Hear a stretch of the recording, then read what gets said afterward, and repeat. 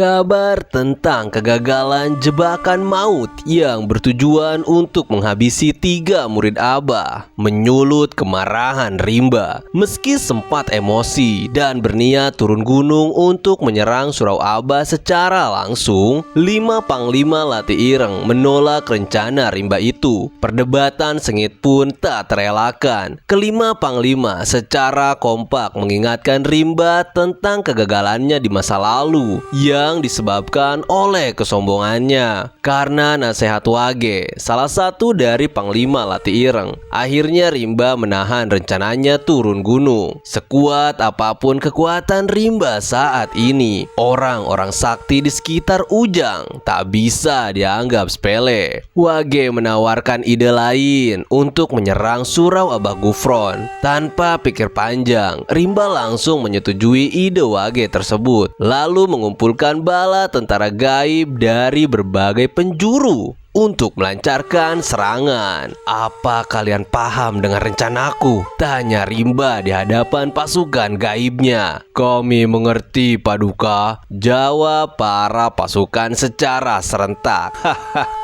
"Bagus, segera berantas kutu-kutu kecil itu," pungkas sang pemimpin Lati Ireng. Cerita beralih ke Surau Abah. Pasca penyerangan dalam perjalanannya saat ziarah, Abah semakin memperketat pertahanan pagar gaib yang telah terpasang di setiap sudut surau. Setiap hari, Abah tak henti-hentinya bermunajat, memohon pertolongan pada Gusti Allah. Sudah seminggu, para santri tak keluar surau. Stok makanan pun semakin menipis. Namun Abah masih enggan membuka gerbang surau. Bahkan, setiap hari Senin dan Kamis, para santri diminta untuk berpuasa agar menghemat stok makanan. "Jang, menurutmu sampai kapan Abah akan terus menutup surau dari dunia luar?" tanya Jaka. "Entahlah Jaka, yang pasti seberat apapun keadaannya, kita harus tetap patuh pada perintah Abah," jawab Ujang. "Sebenarnya aku tak keberatan jika harus berpuasa setiap hari, tapi hatiku merasa sedih jika melihat wajah Abah. Aku merasa tak berguna." "Jangan begitu Jaka, di saat genting seperti ini, satu-satunya yang bisa kita lakukan hanya berdiam diri di surau sampai Abah memberi perintah lain," sahut Tono. Di tengah obrolan 3 murid Abah itu, tiba-tiba Abah memanggil Ujang. "Jang, tolong isikan air di kamar mandi Abah." Ujang langsung beranjak dan disusul oleh Jaka dan Tono. "Biar ku bantu Jang." Akan tetapi, saat Ujang hendak menimba air di sumur belakang rumah Abah, betapa terkejutnya ia melihat kondisi sumur yang kering kerontang. Padahal semalam masih banyak airnya. Jaka dan Tono kemudian berjalan mengecek mata air yang biasa dipakai para santri. Keduanya juga kaget karena tiba-tiba sumber mata air tersebut juga ikut kering. Mereka kebingungan dengan kejadian itu dan melapor pada Abah.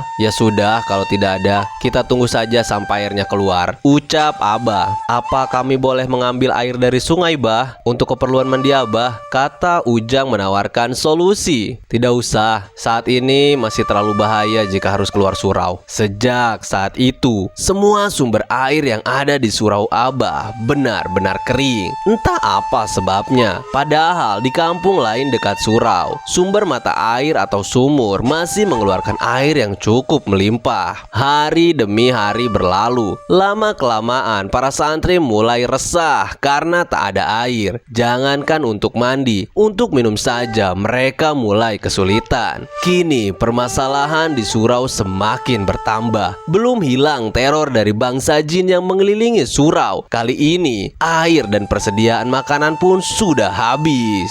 Bahkan yang lebih mengerikan, pepohonan di kebun Abah juga perlahan kering dan mati. Tanah di surau menjadi tandus seperti ditimpa kemarau berkepanjangan. Abah akhirnya memutuskan untuk melaksanakan sholat istisqo bersama para santri, memohon memohon pada Gusti Allah agar diturunkan hujan. Namun, meski sudah melaksanakan sholat istisqa berhari-hari, langit tetap saja tak menunjukkan tanda-tanda akan turun hujan. Para santri mulai tumbang dan jatuh sakit. Kondisi tersebut mendesak Abah untuk melakukan sesuatu. Abah sadar ada yang gak beres. Pasalnya, kekeringan hanya terjadi di surau dan sekitarnya, sementara para penduduk lain tak terlihat mengalami hal serupa. Dalam kondisi terdesak itu, Abah kemudian didatangi Eyang Teja dalam mimpinya. "Gufron, bangunlah. Para santri tak akan bertahan lebih lama," ucap Eyang Teja. Kemudian Eyang Teja membelah tanah dan membawa Abah Gufron masuk ke dalamnya. Di sana, Eyang Teja menunjukkan penyebab keringnya sumber air di surau. Rupanya terdapat 3 sosok makhluk halus yang menyumbat jalur air di tanah. Kemudian Eyang memberikan bacaan khusus untuk 3 murid Abah. "Majulah bersama mereka. Sebelum keluar gerbang, suruh mereka membaca ayat ini." Pungkas Eyang Teja lalu menghilang. Tak lama kemudian, Abah terbangun dari mimpinya. Pertemuan dalam mimpi itu terasa sangat nyata. Abah pun meyakini bahwa apa yang disampaikan oleh Eyang Teja adalah isyarat untuk melawan. Beberapa saat kemudian, Abah langsung membangunkan 3 muridnya itu di tengah suasana malam yang sepi. Kemudian Abah menyampaikan rencananya. "Sejauh ini kita sudah mencoba untuk bertahan. Abah tidak tega melihat para santri yang menderita akibat kekeringan. Besok malam kita akan mulai bergerak," ucap Abah. Di antara ketiga muridnya, Jakalah yang terlihat paling antusias. "Kami sudah lama menunggu perintah Abah ini. Tentu saja kami siap, Bah," kata Jaka. Kemudian Abah menjelaskan akar masalah. Kenapa sumber air di surau sampai kering? Ya, ini adalah ide picik dari Wage, si Panglima Lati Ireng. Jika tak mampu menerobos pagar gaib yang kuat, maka salah satu cara untuk menghabisi Ujang dan 2 sahabatnya adalah dengan memaksanya keluar. Ide Wage meminta Rimba untuk menutup sumber air nampaknya berhasil membuat Abah terdesak. Makanya mau gak mau Abah pun harus keluar untuk menghadapi para makhluk gaib utusan Rimba tersebut. "Jaka, bagaimana dengan Bonde? Apa dia bisa ikut bersamamu?" tanya Abah. "Tenang saja, Bah. Monyet itu sudah lama bermalas-malasan. Kali ini akan saya paksa dia bergerak," jawab Jaka sambil tersenyum. Namun di sisi lain, Ujang dan Tono yang dari tadi mendengarkan penjelasan Abah masih saja terdiam. "Ada apa, Ujang? Sepertinya kau kurang siap," tanya Abah. "Tidak, Bah. Kami memikirkan para santri yang lain. Siapa yang akan berjaga di dalam jika kita semua keluar?" kata Ujang. Nampaknya Tono juga memikirkan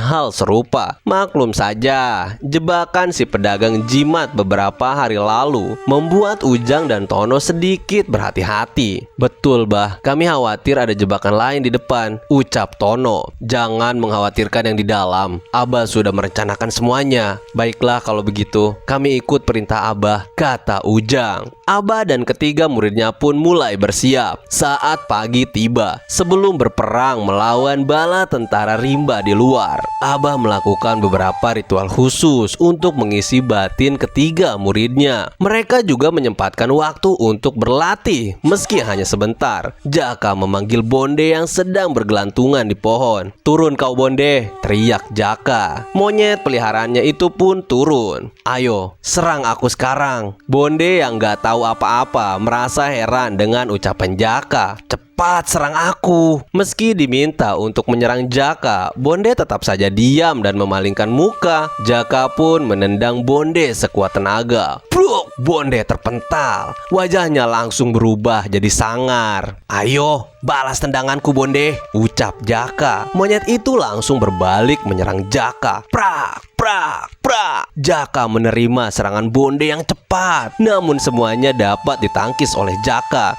Keduanya bertarung selama beberapa menit, sampai akhirnya Bonde terlihat sedikit ngos-ngosan. Jaka pun melihat celah dan langsung mengunci pergerakan Bonde lalu mengikatnya. Bonde tak berdaya. Nampaknya partner bertarung Jaka itu sedikit melemah karena jarang berlatih. Dengarkan aku Bonde, malam ini kita akan bertarung dengan musuh. Jangan lengah, persiapkan dirimu, ucap Jaka. Sementara itu Ujang dan Tono juga berlatih. Mereka saling jual beli serangan satu sama lain. Keduanya terlihat lebih santai berlatih ketimbang Jaka. Ujang dan Tono lebih memilih menyimpan energi untuk pertempuran sesungguhnya. Tak terasa, pagi ke petang serasa berjalan cepat. Kini tibalah saatnya untuk berperang. Selepas Isya, Abah dan ketiga muridnya beserta Bonde berdiri di depan gerbang surau. Mau tak mau, akhirnya Abah pun memerintahkan Ujang, Jaka dan Tono untuk mencabut perisai gaib pemberian Eyang yang tertanam di setiap sudut surau. By the way, kenapa Abah harus mencabut perisai gaib itu? Jawabannya adalah karena perisai tersebut akan menetralisir setiap kekuatan gaib yang berada di surau dan sekitarnya. Dalam menghadapi para lelembut, Abah tentu saja akan menggunakan kekuatan gaib untuk membawa ketiga muridnya menghadapi musuh. Selain itu, perisai gaib tersebut hanya bisa digunakan sekali saja. Jadi, jika perisai itu dicabut dari tempat tanamnya, maka bisa dipastikan surau Abah akan terbuka lebar dari sisi gaib. Ya, tak ada pilihan lain. Abah akan mengambil setiap resiko demi menyudahi wabah yang diderita para santri dan membuka aliran sumber air di bawah tanah yang ditutup oleh makhluk tak kasat mata. Kemudian Abah menuntun mereka membaca ajian titipan Eyang Teja. Tak hanya itu, Abah juga membaluri tubuh mereka dengan serbuk perak. Jika sudah begini, hanya pertolongan Gusti Allah lah yang mampu menyelamatkan kita semua. Selama kalian bertarung, jangan pernah berhenti berzikir dalam hati, karena lawan yang akan kita hadapi saat ini adalah makhluk pembangkang. Begitulah kira-kira wejangan Abah sebelum berangkat. Setelah semua dirasa sudah siap, Abah pun membuka gerbang sambil membaca lafaz Bismillah. Lalu Ujang menutup kembali gerbangnya. Baru beberapa langkah mereka berjalan. Satu persatu, makhluk-makhluk halus berwajah aneh mulai menampakkan wujudnya. Di antara mereka ada yang terlihat memiliki dua kepala dengan satu badan. Ada juga yang memiliki lidah panjang yang menjulur sampai ke tanah. Ditambah lagi sosok tengkorak-tengkorak hidup yang ucang-ucang kaki di pohon. Sungguh penampakan yang sangat mengerikan. Namun penampakan makhluk-makhluk itu tak sedikit pun menggentarkan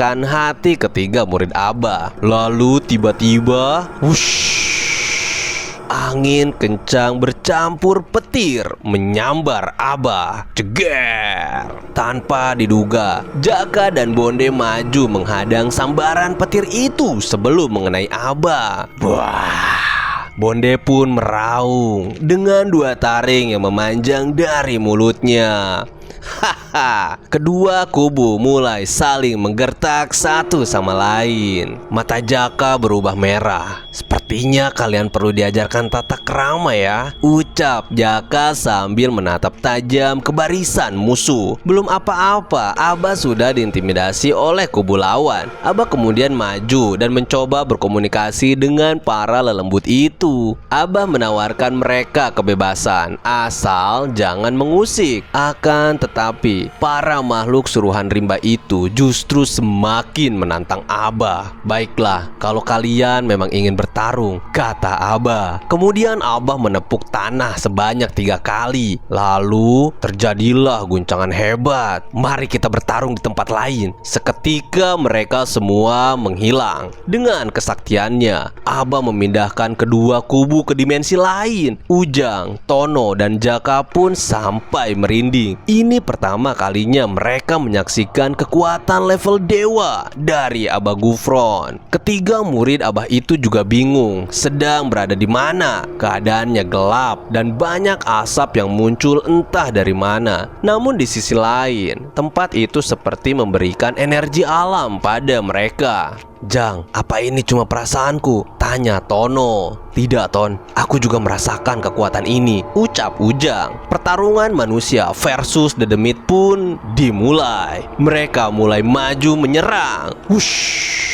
"Jaka, Tono, tak ada satupun yang boleh menyentuh Abah," kata Ujang memberi komando. Ketiganya pun maju di garis depan. Jaka dan Bonde mengambil alih sisi kiri. Tono menghadang dari sisi kanan, sedangkan Ujang ada di posisi tengah. Ketiga murid Abah tersebut akan membentengi Abah dan tak akan membiarkan siapapun mendekati Abah meski hanya sejengkal. Sementara itu, Abah mundur ke belakang sambil terus memutar tasbih di tangan kanannya. Lisannya terus berzikir, mengiringi pertarungan ketiga muridnya melawan para dedemit. Perlu diketahui bahwa serbuk perak halus yang dibaluri oleh Abah di sekujur badan Ujang, Jaka, dan Tono serta Bonde adalah sebuah racikan khusus agar mereka mampu menghantam fisik para dedemit. Jadi, meski lawannya berasal dari bangsa gaib, dengan serbuk perak itu mereka dapat bertarung dengan mudah sebagaimana melawan manusia. Sementara itu, dari sisi kiri, Bonde terlihat sangat mengerikan dengan taring panjang dan tajamnya. Jaka pun tak kalah garangnya. Kekuatan alam yang secara tiba-tiba masuk ke dalam sukmanya mampu meningkatkan kekuatan Jaka berkali-kali lipat. Keduanya berhadapan dengan pasukan tengkorak. Meski dari sisi jumlah tak seimbang, namun Jaka dan Bonde tetap terlihat sangat buas. "Bonde, jangan terlalu nafsu menghabisi mereka. Aku juga ingin pesta," kata Jaka sambil gelut dengan pasukan tengkorak. Lalu Bonde menggigit salah satu batok tengkorak dengan taringnya hingga menembus ke bagian belakang. Krek, tengkorak itu dilempar ke arah Jaka dan disambut dengan bogem api ala Jaka. Ceger! Seketika tengkorak itu lebur menjadi debu. "Aku suka gayamu, Bonde," sahut Jaka dan dibalas dengan cengiran Bonde. Kemudian di sisi kanan ada Tono dengan gaya bertarung yang gak kalah buasnya. Tono memilih para dedemit hutan sebagai lawannya. Mereka berwujud binatang berkepala manusia. Ternyata di sana Tono juga bertemu lagi dengan sosok ular yang hampir membunuhnya ketika sedang mencari Abah.